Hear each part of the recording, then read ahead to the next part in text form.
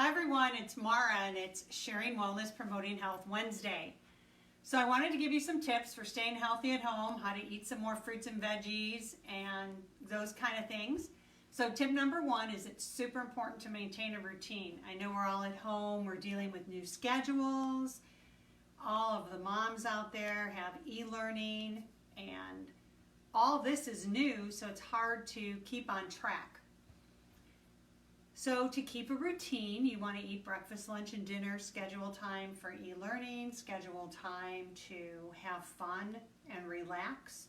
If you're working from home, you want to give yourself kind of a work schedule, like you're going to work in the morning or the afternoon or from 11 to 3, but give yourself a schedule and maintain some time of routine for everybody. It'll be really good for the kids when they go back to school. They'll still be used to a routine. And it'll be good for you when we get back to work. It's also important for our body because our body functions best when we have a routine. It's less stressful and it helps us sleep better, especially if we create a sleep routine at night and we go to bed at the same time, get up at the same time, making sure we're getting 7 to 8 hours of sleep. So you also want to make sure you're adding hydration to your day, which is super important because when we're dehydrated, it increases our cortisol levels, and cortisol is a stress hormone, and that lessens our body's ability to cope with stress. Also, when we're dehydrated, it lessens our body's ability to get rid of toxins and bacteria and things in our body. So make sure you're drinking lots of water. So I always tell people if you're not a fan of water, because it's hard for a lot of people, that the water in your fruits and soups and herbal teas count as water and hydration. It's really good to get in the practice when you get up in the morning to have a glass of water because you haven't had anything to drink all night and your body's been busy while you were sleeping. So get up in the morning and have a glass of water. Shoot for a glass of water between breakfast and lunch, and shoot for a glass of water between lunch and dinner, and that will increase your water intake. It should be pretty easy to do and keep you hydrated. You also want to increase the amount of fruit and veggies you're eating. If you don't eat a lot of fruits and veggies and you're eating lots of processed foods, that's only contributing to inflammation in the body. Fruits and veggies are full of antioxidants and phytonutrients, and the more fruits and veggies you consume, the less processed and high sugar foods you consume and the healthier you're going to be, because our body actually uses all those fruits and veggies and all their nutrients. So here's a couple tips to help you try to get more fruits and veggies in your day. So hopefully you're eating 3 meals a day. So for breakfast, if you have an omelet or oatmeal or whatever you're eating, you may want to add some fruit to that. If you're having an omelet, maybe a handful of spinach. If you're drinking a smoothie, my favorite smoothie is a chunk of sweet potato and some spinach with some almond milk, water, and a scoop of protein powder. So that's one option for adding fruits and veggies to your day. Also, you can add, next time you're at the store, pick up a 50-50 mix or a box of spring mix or spinach and lots of veggies, and every day at lunch and dinner add a salad, which will give you leafy greens and a vegetable to your lunch. So if you're having a sloppy joe for lunch, instead of having chips, have a salad. If you're having a sandwich, have a salad, or have a sandwich and some crunchy raw veggies like carrot sticks and broccoli and that kind of thing to suffice the crunchiness. Do the same thing at dinner. And then in the afternoon, that's when most people snack or the kids want to snack. So give yourself a healthy snack option. Make it a piece of fruit like an apple and a little piece of cheese if you're doing dairy, or some nut butter like almond or cashew or peanut butter. You can also have some hummus or those little packs of avocado, guacamole, those little things. Add some carrot sticks or some broccoli and some celery or cucumbers to use to dip. You can also add a smoothie in the afternoon and do some greens and maybe some plain yogurt, or have some plain yogurt with some fruit.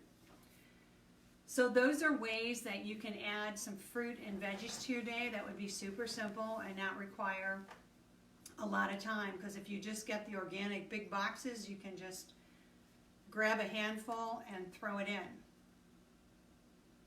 You also want to add some healthy fats. So when you're cooking, if you're preparing these extra veggies you're eating at lunch and dinner, if you may want to stir fry them. So I always use coconut oil. It's a healthy fat.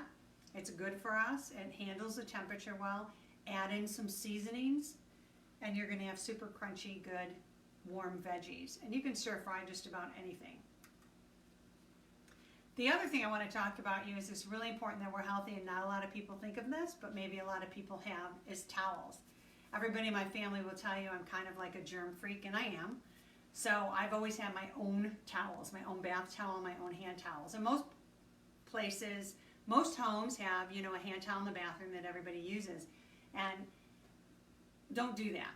Make sure that all your kids and you and your significant other, hubby or whatever, have your own hand towel, because when we use our towels, we're leaving our germs on them and things that we excrete off our body.